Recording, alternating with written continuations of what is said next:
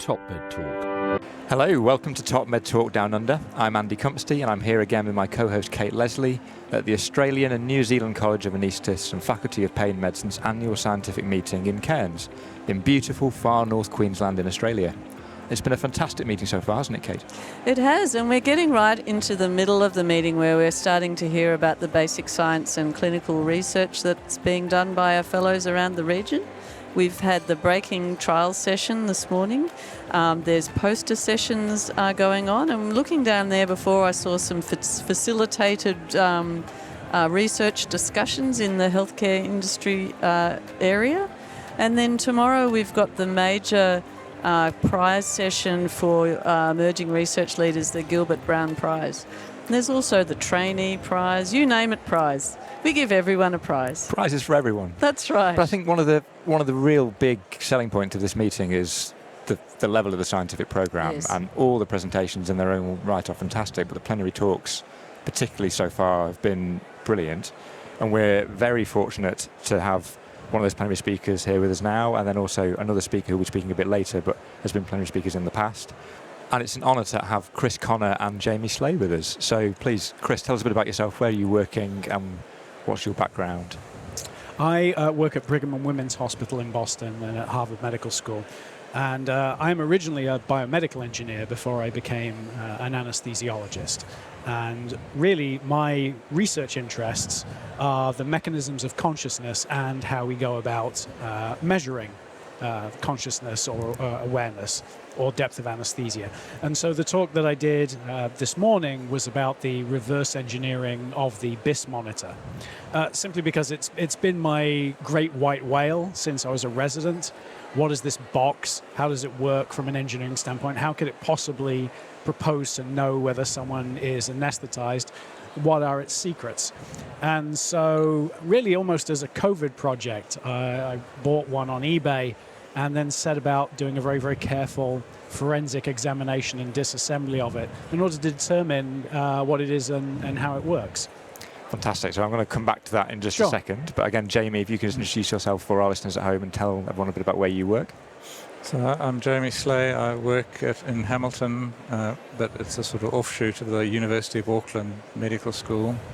And I'm Professor of Anaesthesia there and have had many years of interest in various aspects of depth of anaesthesia and consciousness, and particularly related to different ways of looking at the EEG measurement thereof. Excellent. And again, Chris, you said in your talk this morning that you'd been beaten to something by Jamie, 15, 16 years ago? Yes. So the whole thing kind of started when my son wanted to do a high school project about if we had a machine that could record dreams. And I was like, well, not really, but we do have a monitor that records brain waves, and I can borrow one from the hospital, and if you think you can, I'll put it on you and we'll see what happens when you're asleep. And in a young, healthy child, just asleep in his own bed, the BIS value falls into the 20s or 30s, which to me was astonishing because I wasn't aware that that was a thing that would occur. It didn't seem to be very well known to the specialty, and I was interested in publishing it. And then when I very carefully went through the literature, I discovered that Jamie had made exactly this observation and scooped me by the cunning expedient of having published it in 1999 before I had ever gone to medical school. So it's great to get the two of you together, yes, chatting with us on Top Med Talk. So I think we'll give you the benefit of the doubt this time and going first, so you can't be scooped again. Yeah. And I have to say, I've never been to an anaesthetic lecture before where someone has been able to take the chip out of a NATO missile launcher and compare it to the chip in a piece of anaesthetic equipment. So I've got to ask, what makes you link those two objects? And then we'll get into the depths of the BIS and monitor things in a second. Where did that come from? I think what I wanted to do in the lecture was demonstrate that it's not necessarily about the hardware itself.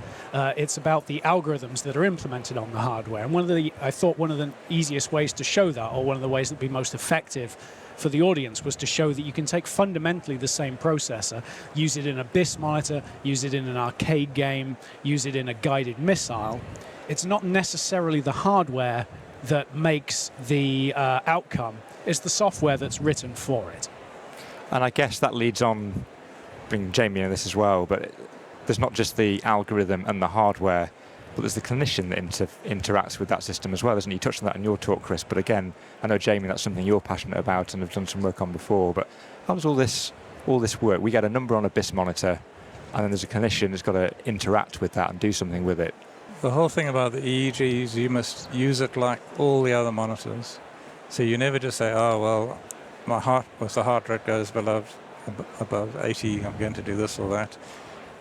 Those numbers don't mean anything out of the context. The context is everything, and they must be interpreted.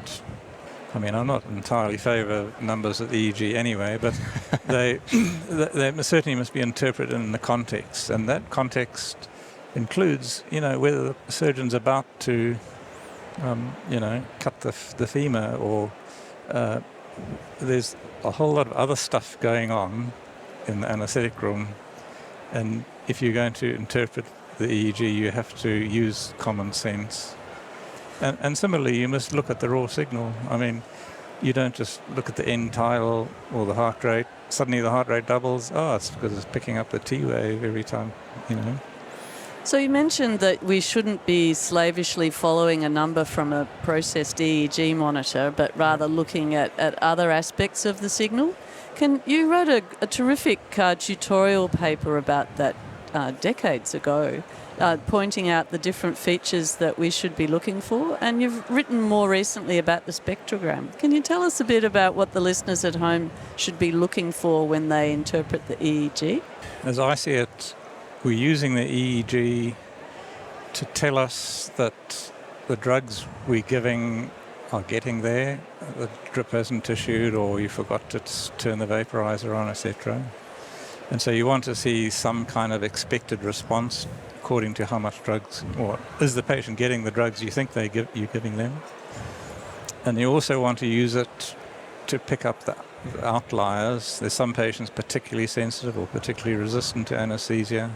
And so to do that, you have to have some idea of what you'd expect the drugs to be doing to the patient. And so hitherto people tended to follow the number.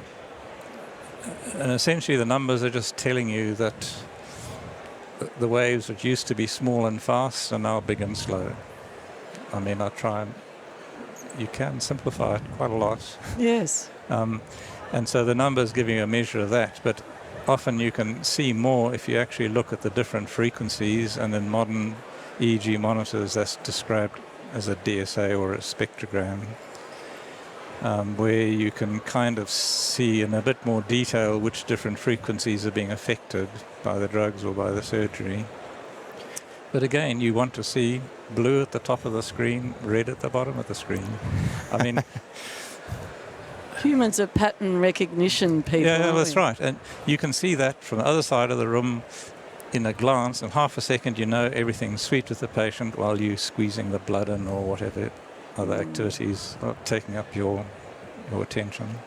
And that was in essence what I think I got out of your talk, which is that the BIS monitor is a fast and short, slow and long monitor. That the algorithm is substantially influenced by the mid-range of those frequencies that are associated with adequate anaesthesia. Or have I misinterpreted your talk? Yeah, I think I'm going to possibly aggressively agree with Jamie, but I think I'm going to push back against your assertions there a little bit. One of the things that the BIS algorithm does in particular is look at frequencies in the range of 30 to 47 hertz, which is the gamma band, potentially associated with the binding of consciousness. And one of the things I came to dislike about the design of the BIS monitor once I understood it is that it does not show those frequencies to you. So although the algorithm treats those as being very important, the monitor doesn't show those to you. And I find that to be a little bit of a breach of faith. You assume that a device is going to show you the data that it thinks is most important. So I've never understood what the justification is for withholding that data from the clinician when that's what the algorithms and the equations particularly process. Now, there are other features, of course, and when you interpret the density spectrogram by eye, With sevoflurane, with propofol, you are mostly looking for these twin red peaks in the alpha and delta bands. You're looking for a good position of the spectral edge frequency. That, I think, is how humans judge it when they look at it. And that's a very, very reasonable thing to do. I would never speak against that because, of course, I think it's obvious. The end point of all general anesthetics is in the brain and in the EEG activity. So it's not wrong to look at that. I just wanted to know, when we have so many papers that use the BIS as an endpoint, something like 3,000 papers using the BIS as an endpoint, it always seemed wrong to me that we didn't know explicitly as anesthesiologists and scientists what that actually meant. And that just seemed to be something that needed to be corrected. So the BIS monitor is also to some extent a burst suppression monitor. It is, isn't it? yes, it does do that. Can you tell us more about how it does that? So there's really two ways that you can do it. There is a very, very simple algorithm where you can simply look to see whether the EEG signal goes outside of 5 microvolts from the baseline in a 2-second interval. That is possibly the simplest definition that you can have of burst suppression. And if it stays within 5 microvolts and nothing's really happening, you could mark that block as being burst suppressed. There are a number of different algorithms for determining burst suppression, none of which necessarily are compatible with each other. I did just publish a paper that specifically matches the implementation that is in the BIS, where it looks both at frequencies and at the time range of the signal over the last 20 minutes even, which is a surprisingly long time interval. And I believe that that is due to the fact that it wants to adjust to features like the thickness of the patient's skull or how well the sensors are adhered to the scalp. So burst suppression, and there are a number of papers out there looking at different burst suppression algorithms and how they don't necessarily judge burst suppression rate to be the same. I must say, I've been very influenced by Jamie, and I always have the raw EEG trace up so that I can look at what the BIS monitor thinks is burst suppression and compare it with the not very high fidelity burst suppression on the raw EEG. What are the should we be avoiding burst suppression, Jamie? Is there any evidence that burst suppression during general anaesthesia is bad for our patients, apart from the fact that it might reflect excessively deep anaesthesia? I think the jury is out on that at the moment. So on one hand we say burst suppression is a way of metabolic protection of the brain, and we do that when people are clipping aneurysms, etc. Burst suppression is certainly associated with postoperative delirium. But whether... Does it cause it? Well, personally, the burst suppression is an interaction, obviously, of the hypnotic and the brain, and maybe some ischemia in the brain. So if you've got some limitation of cerebral blood flow and you give someone a bit of hypnotic, they very easily become burst suppressed at quite low doses. So I would interpret burst suppression as telling me this person's got a frail brain. I want to maximize cerebral perfusion, so I might try and increase the cardiac output a bit or push up the blood pressure. And the fact that they have a frail brain means I don't really want to rush off and give them 1.5 Mach. I'll be kind of cautious with it. Whether it's actually harming long-term neuronal function, I think, is unclear. But however, it has to be said, burst suppression is a pathological thing. You only see it if you're poisoning the brain in some way, or hypothermia or whatever. You don't see it in natural sleep. Did your son have any burst suppression while he was asleep? No, it scored the burst suppression as 0. It was able to generate a BIS score of 27 with a burst suppression rate of 0. That's interesting in itself, isn't it? Yes. Yeah. Yes, it sort of goes to show that there are a number of different algorithms working inside the monitor that tend to push and pull against each other. So just because you have a certain number, you don't necessarily know how it reached that number. So a BIS of 40, it may not be the same as a different BIS of 40.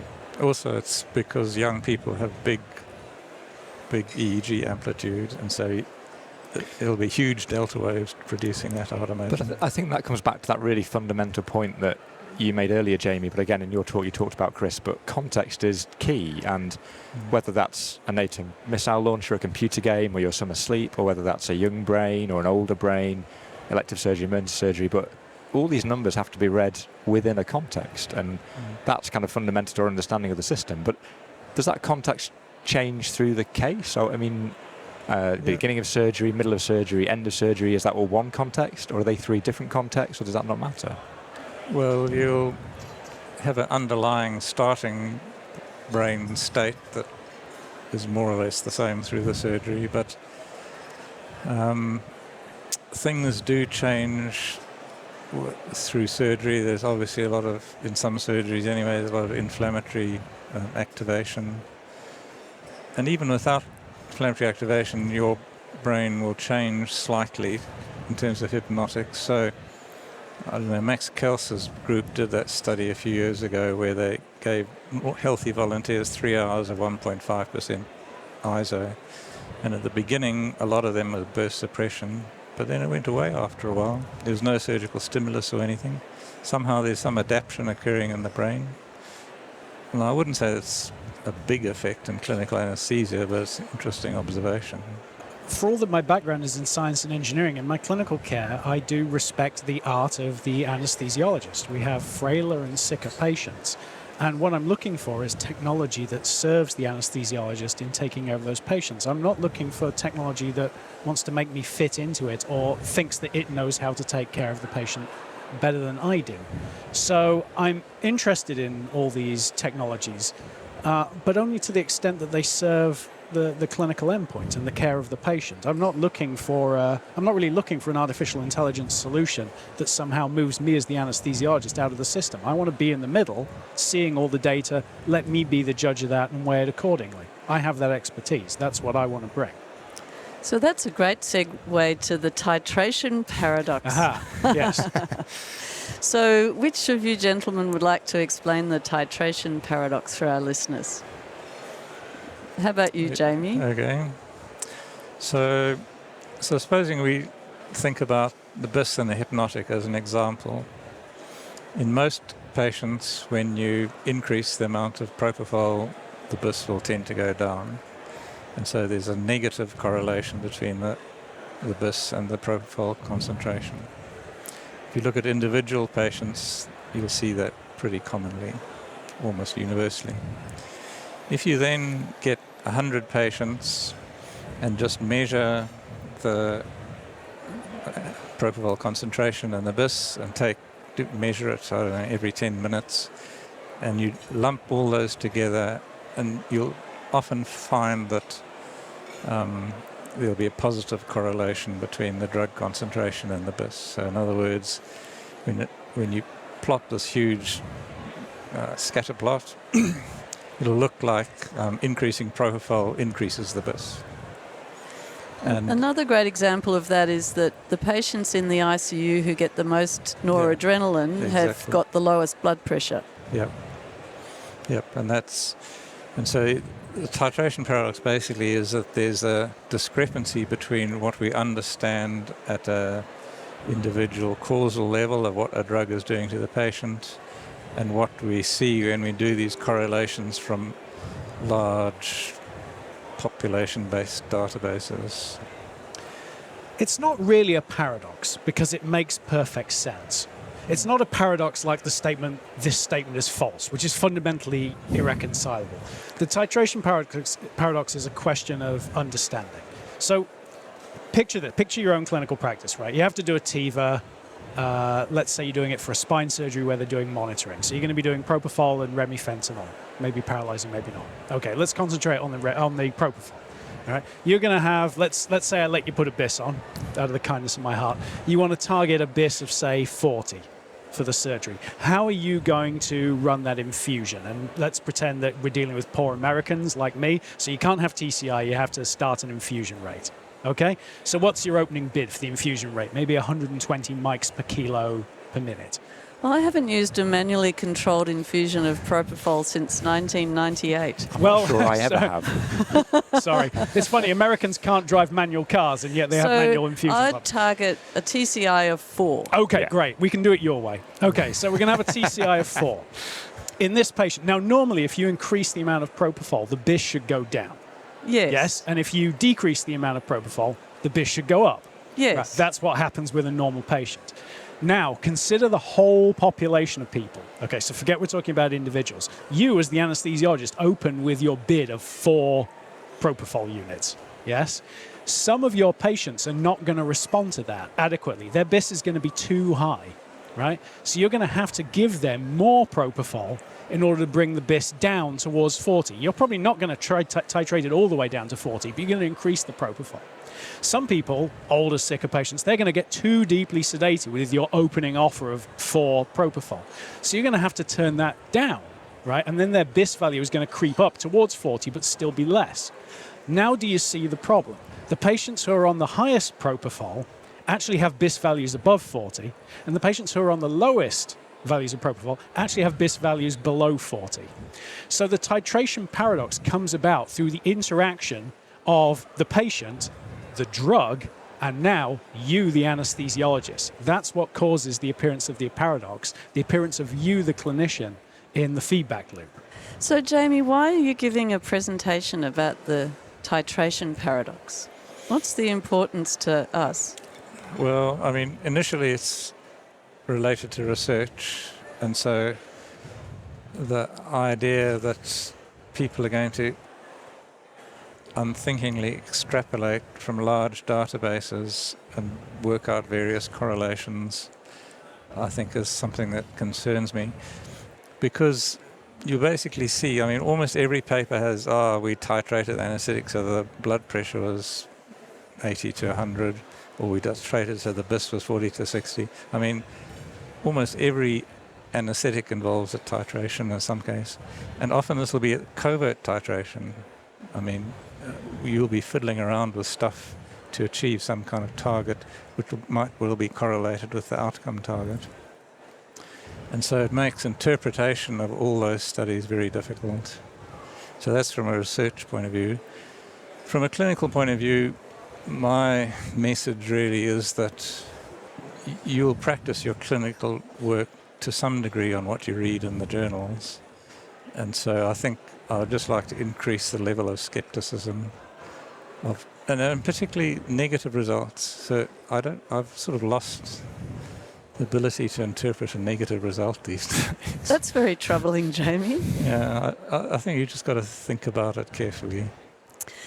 One thing, or the thing that concerns me most, is that these large databases of population data are going to be used to train AI algorithms, which are then going to be put in closed-loop control systems using the imperfect processed EEG variables that we've uncovered, mysterious, and then we have further mysterious learning going on inside our AI algorithm. And that it may cut you out of your anaesthetics, Chris. Do you have similar concerns about the future of AI-driven closed-loop control anaesthesia? Most certainly I have misgivings about the potential role of AI in closed-loop control. As we've already shown, the presence of the anesthesiologist in the loop when the data is recorded can turn the dose-response curve upside down. That is the titration paradox that we talked about. So when you try to train an AI algorithm against a large amount of clinical data, you may believe as the computer scientist that you're looking at uncontaminated data of how a patient behaves, but that isn't true. What you're looking at is data that shows the interaction between a patient, a disease process, and the clinician themselves trying to correct that. And that's fundamentally, as we just talked about with the titration paradox, that's a different kind of data. And I don't think they're interchangeable. And I worry about what will come of that. And when you have a large quantity of not particularly good data, you may burn in all kinds of biases that you would not want to capture if you knew what was going on. I have enough problems with a device like the BIS, where we don't know what the algorithm is, but at least the manufacturer knows what the algorithm is, or did at some point. I have even greater misgivings about an algorithm in a machine that's from artificial intelligence where we don't know where it is, and they don't know what it is either. And what about as those algorithms get modified by our interactions with them? So, increasingly we had Ramani on an earlier podcast this morning, and she was talking about work they're doing in UCL where they've got AI helping them make decisions in clinical practice, but then the AI goes away and learns from that decision and tries to predict going forwards. And I mean, that's going to become more and more common in our practice. Oh no, I think that I think is a very good idea. The idea of just sort of, especially managing continuity of care as we hand off between care teams, things can change in such a way that they get lost as patients get handed over. A white blood count that increases from day to day to day. It would be nice to have a watchdog function that would just prompt you and say, hey, have you noticed that this seems to be drifting into the arena of the unwell? So to have a system that can access all the electronic medical records in the hospital all the time, with the deliberation that an artificial algorithm can bring, that indefatigability, I think that can be very important for clinical care in the hospital. So again, partly to play devil's advocate, partly to push you a bit more on that, sure. Then do we need to understand that algorithm, or can that be a black box? Well, again, it does depend on how you write the rule systems. You could write a neural network which is somewhat more inscrutable. You can use sort of deep forest analysis to come up with rules that are a little more clear and more interpretable. For our listeners at home, deep forest analysis. No, I think deep forest analysis is where there are multiple layers in the algorithm. The algorithm isn't on one level, like y equals mx plus c. Yeah. There's loads of those stacked up together. Sorry, if I interrupted you, carry on. No, that's fine. It's a system where there is more explicit rule generation rather than just a black box neural network. Or in the sense of neural networks now that self-explain, where it tells you not only what it's predicting, but also why it believes that to be true.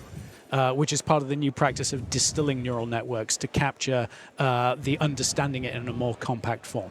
If you want to know more about that, Andy, there's an excellent article written by Chris in Anaesthesiology about AI and automated anaesthesia. That's what I was systems. pushing to, Kate, but Yes. So what's next for you, Jamie, in your research career? Various things. So we're trying to look to get more detailed understanding of the different ways the complexity of the brain changes when you lose consciousness and when you recover consciousness. I guess that's one of the things I've been working with. I've been working a bit with George Mashua. That's going to be fascinating. I think we're going to hear about that later in the meeting. Right. Yeah, and what's next for you, Chris? Well, first of all, I'm very enthusiastic about Jamie and George's work. For me personally, the work that I'm most interested in pushing forward was just published in Anaesthesiology this month. It's the cover article, and it is to do with trying to use EEG to predict whether or not patients who had cardiac arrest, who had CPR, who did achieve return of spontaneous circulation but did not wake up immediately, whether these patients can ever wake up. Because, of course, all possible outcomes are on the table for these patients. Some of them walk out of the hospital. About 2/3 of them never regain consciousness. It would just be, I think, so much better if we had more of an understanding of how we could predict which patients might recover or not, because then we could provide better guidance and emotional support for their families. And also we could avoid withdrawing care too early in patients who we believe then might still be saved. Those are lives that we can still recover. And so I think there's an application for processed EEG, artificial intelligence, for the skills of anesthesiologists outside of what has previously been our zone of expertise. I think we can potentially push into trying to take care of patients in neurocritical care and do better prognostication. Excellent. Well, good luck to both of you with those really interesting projects.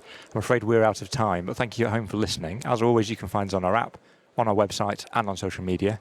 As you know, we're on Facebook, X, Blue Sky, and YouTube. And if you do find us on those sites, please do hit subscribe, give us a big thumbs up. That really, really helps. And as always, we'd like to thank our sponsors. That's BD, GE, and Solventum, without whom we couldn't bring Top Med Talk free and open access to the world.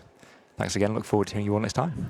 Top Med Talk. Thanks for downloading Top Med Talk. Don't forget to subscribe, check us out on YouTube, and of course on social media. We're on Instagram, Facebook, and X. Also, it's important to remember that Top Med Talk is the broadcasting arm of EBPOM, evidence-based perioperative medicine. We'd love you to find out more about that, and the way to do that is ebpom.org. Check out our website and find out about some of the incredible conferences we're going to be arranging across the year. ebpom.org.